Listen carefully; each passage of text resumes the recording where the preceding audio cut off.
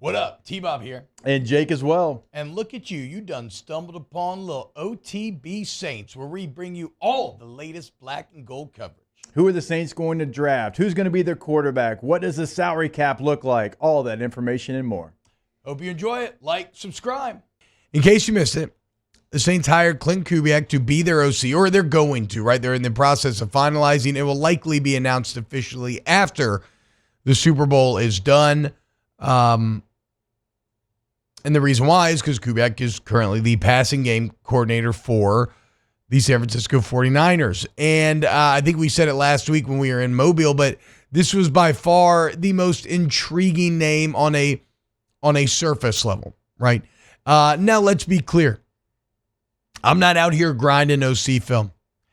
And I don't think anybody you're going to listen to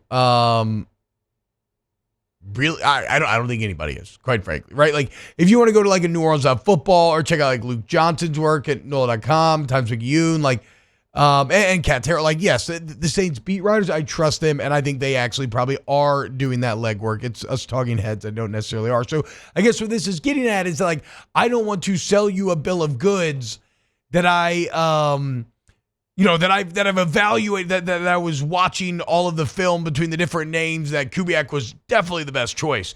What I will tell you is, maybe I'm dumb, but his resume was the most exciting out of everyone's. And I, again, maybe dumb, but I kind of find the hiring to be pretty exciting, right?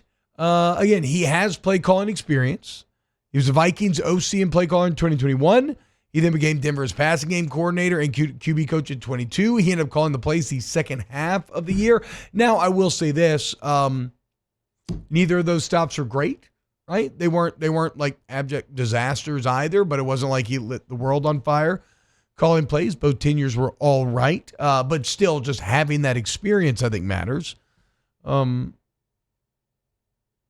then it is the simple issue of having connections to both the Shanahan and McVay trees, which, again, is lazy analysis, but not without merit, as you've seen multiple coaches from those trees land in multiple different spots, and a lot of them have had success. Not everyone. It's never going to be 100% hit rate, obviously, but a lot of them have had success.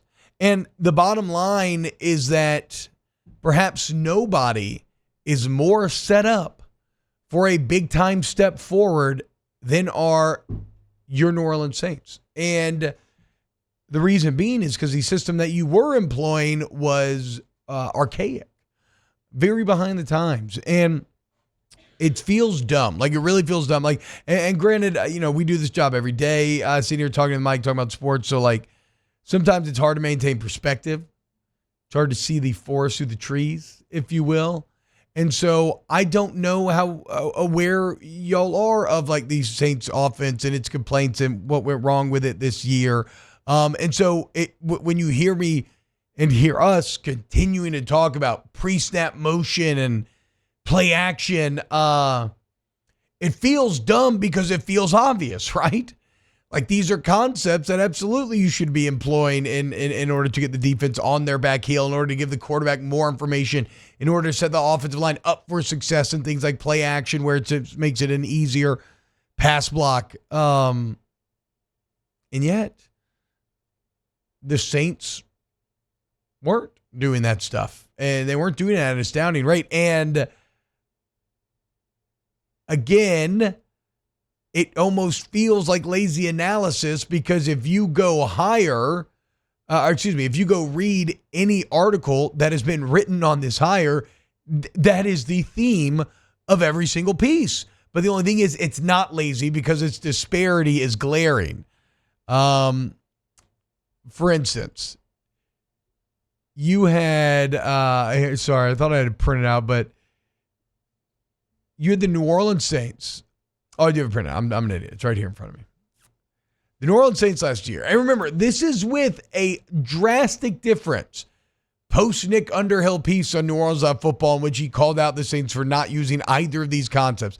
They got much better at it. They start using it way more. But still, you look at the season's end. The Saints used motion on 366 plays. They used play action 98 times. San Francisco used motion 753 plays, well over double, and play action 133 times. So, as Underhill himself puts it, quote, in terms of motion, the Niners were playing a completely different game. And so if you've been wanting, so finally for the first time, right, the New Orleans Saints tried to hold on to the vestiges of the Sean Payton era, the once offensive wunderkind who went from the Cowboys, got his fast rise to the Saints head coach and revolutionized the game along with Drew Brees at 2011. All these sorts of things. There's actually Pete Carmichael called that 2011 offense. So the point is, he used to be the McVay. He used to be the Shanahan. But time comes for everyone. The game evolves, and, well, the Saints did not evolve with it. And so now, if nothing else, Klint Kubiak represents a schematic evolution, right?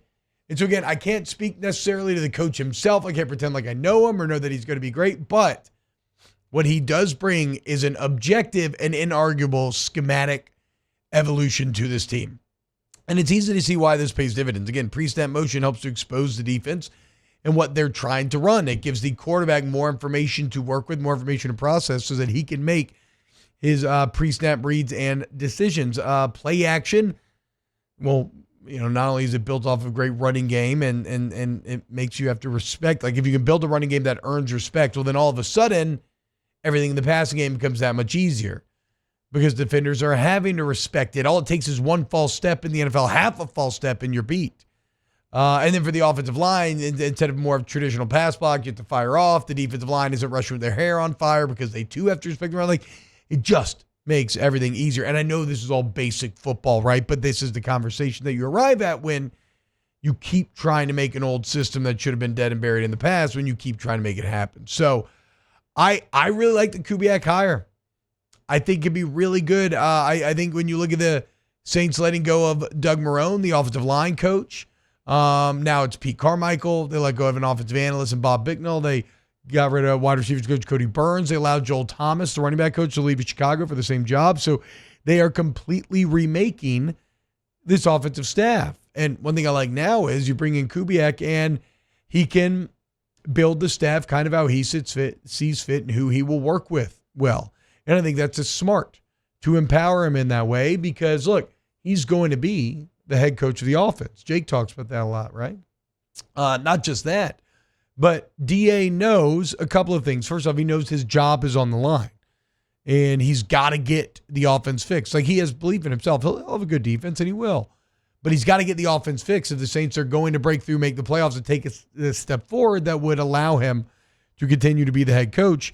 He also knows just how impactful having your staff in place can be for maximizing the results and, how bad it can be on the inverse. Remember 2 years ago, the Saints defense struggles. You had a defensive staff that just wasn't really working well together. What does he do this last offseason? Although everybody was clamoring for offensive changes, they kept to the defensive side of the ball. He rebuilt the staff, and reportedly it all went much better. And then statistically, you saw it go much better during the year. So now he brings in Kubiak to be the head coach of that side of the ball and allows him to make choices on offensive line coach where, look, that's somebody that you're going to have to work with very closely if you're Kubiak. He's the one that's going to make a lot of this work. Again, everything is predicated on a successful run game. And then, look, when you're talking about Doug Marrone, on top of whatever offensive struggles you had, it's just impossible. And on top of, like, maybe this idea that you wanted to bring in somebody that Kubiak likes or gets to choose at offensive line coach, it is impossible not to think about the Trevor Penning element, right? Like, when you have a first-round pick in your room and that guy fails to develop to the extent that Penning has, well, that is going to loom large. And look, to be fair, Marrone, I think, really helped get a guy like Cesar Ruiz back on track and did some very good things, but it just didn't work with Penning. And whoever does get hired as O-line coach, that's going to be priority number one, is getting Penning right. What do y'all think about the Kubiak hire? Any thoughts?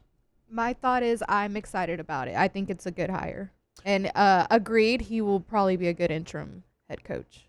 Yeah, I mean, I guess, yeah. So that is, I mean, if things go awry, maybe this is just a precursor to I see them going awry. Him. Well, but here, and he'd be a good interim, maybe not a good head. Yes, okay, so look, that is fair. There's not a lot in Dennis Allen's past to make you a believer, and I keep telling myself I'm not going to tell you to. But if Kubiak is actually a good hire, then things should not go awry, right? Yeah. Like Dennis Allen will turn in a good defense. Yeah. So if Kubiak is actually good and has Derek Carr good, well, then he should never be interim, because if it's a bad hire, then yes, maybe you just make him that because whatever. But like, if he is a good hire, then everything should work. Yeah. Yeah, that's fair. what I was going to say, T-Bob. Like, if he's an interim, I don't want that, because that means he didn't work out. The offense is bad, and Dennis Allen got fired. So Then he probably doesn't get in. Yeah, I don't know if you can have it both ways. I love this hire. You know, you look at a guy and you say, we hired an up-and-comer who's only 36 years old, but his resume is not that of a 36-year-old. He's been an offensive coordinator in the NFL. He's coached at multiple stops in the National Football League and in college football. I mean, he has the resume of somebody who's 45 to 50 years old. Yeah. You look at all the different spots and positions he's been in. I love this hire, because if he hits, he's a guy that, look, you can have for a couple years, or,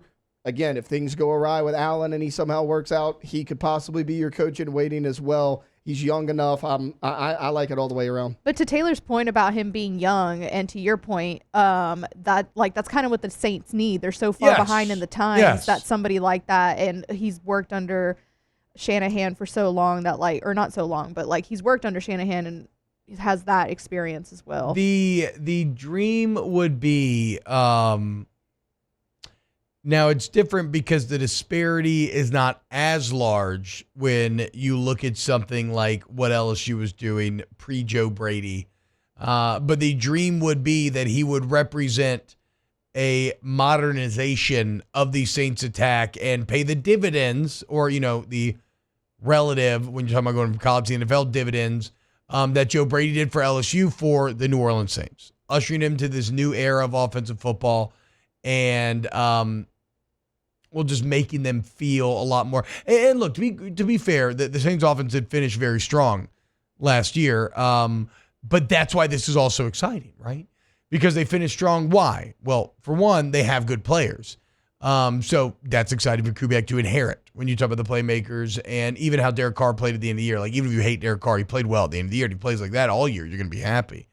So you have good players, but maybe more importantly, at the end of the year, you did start doing motion and play actions. And even though this was some sort of like shoehorned changes that you just made midstream, look at the dividends that it paid. What now happens when you have an entire offseason of building this offense from the ground up with these sort of concepts in play? Well, okay, you can see why that becomes a bit exciting. So, yeah, I think this has real potential. You know, again, I'm trying to stop myself from going too over the top in terms of sunshine pumping here. But I think this is a good move. I think it pays dividends. Though, you know, only time will tell. Wow, just amazing black and gold takes right there, Jake. I don't think I've ever heard any takes that are better than the two guys that just gave you that take. And you can keep getting them by going ahead and liking, subscribing, ringing the bell to get notifications when we post. Have a great day. We'll see you on the next OTB Saints.